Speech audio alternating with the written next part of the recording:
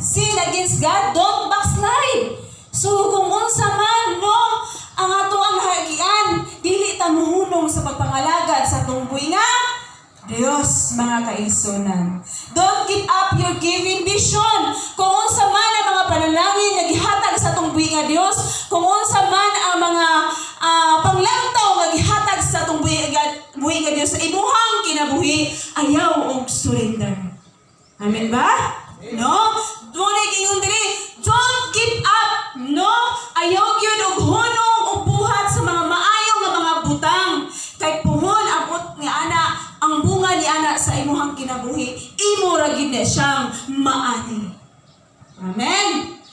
Okay. So ningon diri, because giving up, and living the way cannot solve your problem. So, kung mo give up ka, kung mo surrender ka, o dili ka mo subay sa iyang dalan, dili gyud na mao ang solusyon sa imong problema. Okay. So walay solusyon kung mo give up ka. Unsaon man niya pagpangagi o pagpangita og solusyon kung wala na ka mahisumay sa iyang dalan. Amen. So ringon siya, don't give up. Ayaw pag surrender o ayaw pagbiya sa iyang dalan. Kay kung mo give up ka, kung mo surrender ka, o dili ka mo sumay sa iyang dalan, wala siya mapangitaan o mga pamaagi nga ang imong mga problema marisolba. So walay lugar. So walay ingon siya nga walay dili ko makahatag og solusyon kung wala ka sa ako ang mga dalan. O di ba? So simple ra kayo ang atong buhi nga Dios. Ingon siya nga subay sa ako ang dalan kay ang imong mga problema naagyoy kasulbaran. Amen. Okay. So don't give up. Ayaw og biya sa atong buhi nga Dios. No? Ingon siya diri nga, the only person that has all solutions to your problem is unlimited God. Sumuto kong gingon nga unlimited yun ang mga panalangin sa atong buhi nga Dios. O walay lain na makaresolba sa imuhang mga problema kung dili ang Dios lamang. Amen? Sunindot kayo mga kaigsunan, no? Dili lang gyud ta mo buya sa ato ang buhi nga Dios. Ano siya? Everything on this earth may fail, but God can never fail. Sa tanan nga mga butangan na sa kalibutan, kini ma-failure yun, pero ang Ginoo walay pagka-failure. Amen? So, unsa pa man ang ato ang angayan nga himuon. Unsa pa man ay ang ato ang kaduha-duhaan.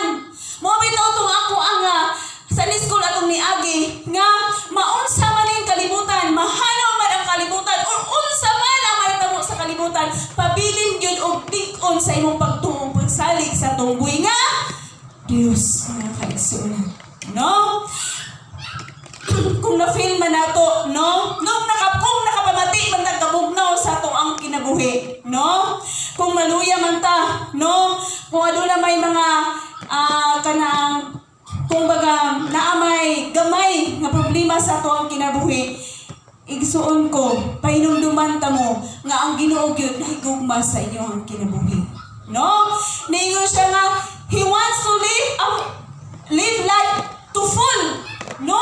Niingon siya nga magkinabuhi ka nga unsa man, magkinabuhi ka mga malinawon, magkinabuhi ka nga adunay katagbawan sa imong kinabuhi. No? Nga magtagbaw ka, no? Sa mga abundensya nga iyang ihatag nga mga panalangin diya sa imong kinabuhi. Mauna ang ihang gusto. Dili na iya gusto ka na ikaw nagkalisod-lisod ka. Kay ang ihang gusto nga mao to live to full, no? Nga kanaang puno ka sa mga panalangin. No? Ang anak sa Dios kung inyo gyud nang susihon gyud, kung ato gyud nang susihon pag-ayo sa ato ang kinabuhi, no?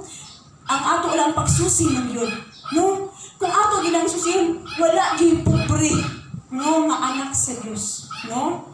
Kay ngano man, dili man ka makaingon nga naglisod ka. Kay ngano ang anak sa Dios andam na siya mudawat kung unsa ang iyang kahimtang. No?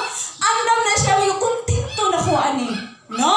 Kung naagyod ang Dios sa tuang saman kinabuhi.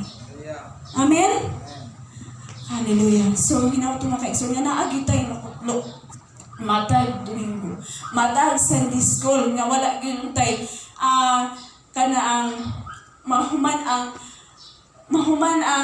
ba ang 24 na ba mo'y nakutlo? Okay, so kinahanglan nga naagi tayo mabitbit ba sa tuwang kinabuhi. No? Na mahisubay ta sa dalan sa Dios. No? And then, muna siya nga, kay ang Ginoo niya siya, kinahanglan na ang Dios, gusto sa Dios nga aduna tay kalinaw, no? Aduna tay katagbawan, aduna tay kada ang mga panalangin, abundansya ta sa ato ang kinabuhi, no? Kay ang plano sa kinabuhi sa ato kay ang plano sa Dios sa ato ang kinabuhi, maog yun ang pag-uswag. No? Wala siya nangandoy nga ikaw nga dili mo uswag. No? Ang gusto sa Dios sa tuwang kinabuhi nga aduna gayoy pag-uswag mga kaigsunan. Amen ba? No. If you want to succeed, be siya. If you want to succeed, be full of faith. No? Kinahanglan puno ta sa pagtuo. No? Mo bitaw mo ra gyud siya sumpay. Makaanak bitaw gyud ko sa akong Sunday school. Dili gyud ni siya bitaw ingon nga kuan ako lang yung i-share sa inyo ha. No? Kini nga akong Sunday school, mangita ra gyud ko ani tema, no? Or dili sad ko yun nga kanabang kita panalangin sa Dios nga kana siya tanawa ra gud ako sa Sunday school atong giagi. Mura ra mo siya gisumpay, pero dili gyud siya sumpay. No? Muna giingon ako nga nganong muhunong man ko nga maayo man akong gihimo. Nakaana gyud bitaw ko. Dili gyud niya sinuri ako nga ikaw na ba sa school? No? Katawa na ba ako? Ikaw na ba sa school? Puli-puli sabta. No? Pero giingon ko kung ikaw tinawag sa Dios, no? Padayon na gyud na. Ha? So kini ako sa school nasumpay pud siya. No? Ningon siya diri nga kinahanglan lig-unon nato ang ato ang pagtuo. Bini siya be full of faith, no? Kung unsa ka karon, no, sa imuhang pagtuo. Kung unsa ang imuhang gituohan karon, lig-unan na og maayo. Amen. Praise God, hallelujah. Si Apostol Paul nag-ingon, "Brethren, I count myself not to have apprehended. But this one things I do, forgetting those things which are behind and reaching forth unto those things which are before." So diyon siya sa Pilipos 3:13 nga kalimtan ko ang mga butang nga mga nangagi na sa akong kinabuhi kung ang akong himuon karon mao ang pakigpugno kung unsa ang naa karon sa akong kinabuhi ug makabot ko ang dag-anan sa akong kinabuhi. No? Kini nga tuwang kini mga danghagi na labi na ka na mga failure nga danghagi ayaw na siya kinauna no? Ang himuon nimo karon nga continue sa imong kinabuhi sa mga maayong butang nga iyong pagahimuon, no? I-continue na ayaw pag nga wala na pud kay pag-asa. Basi imong sige bitaw kog himo maayo. Grabe naman akong gihimo nga mga wala man gihapon, no? Don't give up. Ang saya atong tema? Don't give up, no? Ayaw mo surrender. Kay niingon ang pulong sa Dios sa Matthew 10. Sa to kong ingon? Ay dili no. Kolosas 6:9, niingon siya nga ayaw mo kuno og himo sa mga maayong butang kay kana siya magbunga ra kana sa imong kinabuhi, no? O kana imo gid siyang madawat ang imuhang gihaguan sa imuhang kinabuhi, no? Ningon si diri nga.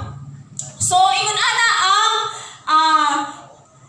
gisulat ni Apostol diri sa Pilipos 3:13 nga iyang i-continue lang ang iyang pagbuhat og maayong mga butang ug kana naa siya naani sa iyang kinabuhi mga kaigsunon. So iyang ipaningkamutan ang pagtinguha mao nga wala niya hunaw na ang iyang mga miagi nga kinabuhi nga kahintang kundi ang pagpaningkamot kutob sa iyang mahimo hangtod nga iyang makabot. So iya yung gitinguha, no? Kutob sa iyang mahimo. So may kita don't give up. Himo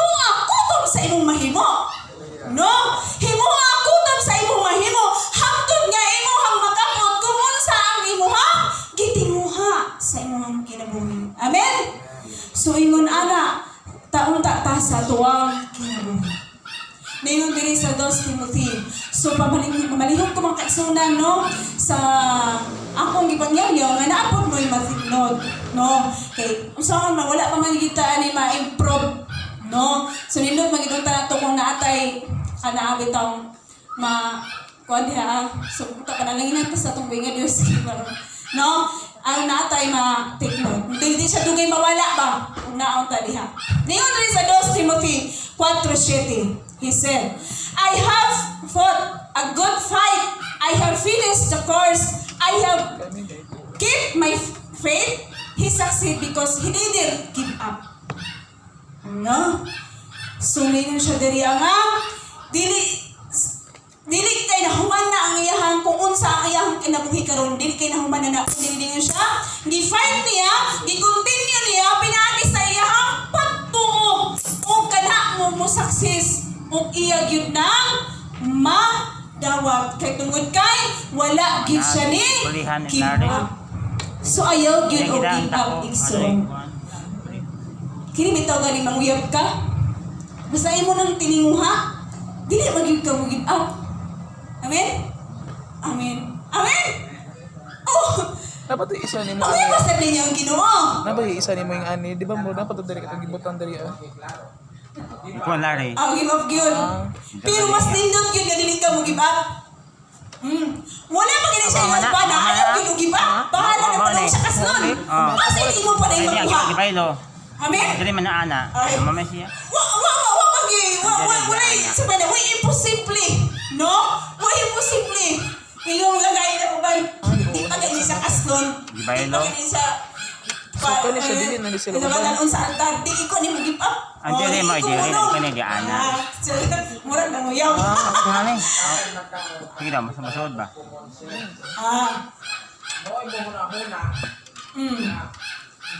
Pero ang pagpangalagad sa lino, So, muna kong gimin, no? Kana nga mga butang dili kay mo gibab usa pa ka sa pagpangalagad nato sa tubig nga Dios. Amen? Ha? So, ingon na po nung na ang atuang pagbati ba? No? Pagbati o atong himuon sa tubig nga Dios nga dili kita mo surrender, no?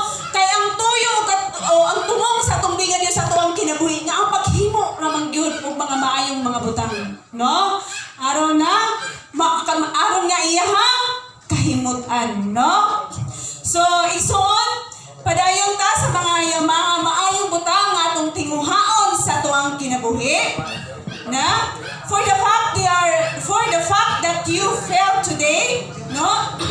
That does not mean you will fail tomorrow. No. Kung unsa ka karon, kung failure man ka sa imong kinabuhi, no? Ayaw gyud og hunong. Padayon mga kaisunan, kay dili pud kung naghimo ka og mga maayo, dili na siya mao nga imo pong makabot ang ka-failurean. Kun dili makabot nimo ang umaabot nga successful ka sa imong kinabuhi. Amen ba? Okay. The Bible says in Psalms 35, diri sa Salmo 35, naingon siya diri, weeping endure by the night, but joy comes in the morning. No?